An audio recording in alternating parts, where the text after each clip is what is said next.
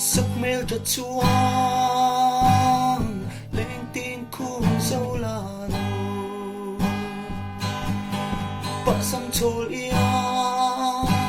anh lên siêu xia vinh mô rồi có bụi môi in anh lên tê tê tu rơi trôi nghe tiếng giờ lên pha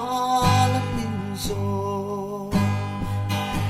cây cắt tan trôi lâu ba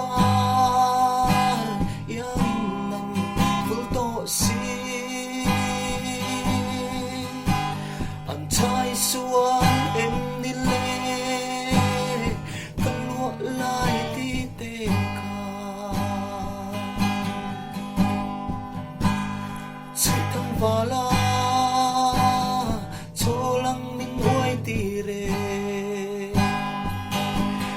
ngay luôn vang in tuôn dài cả rel thấy lâu anh xuống ngày hiền cái qua cái pha lệ chi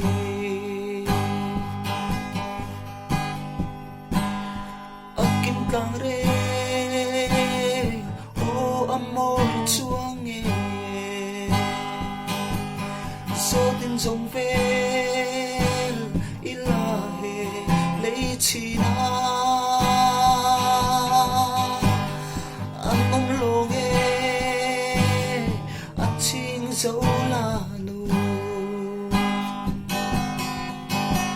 tu rơi trôi nghe tiếng giờ lên pha lắng nhìn rồi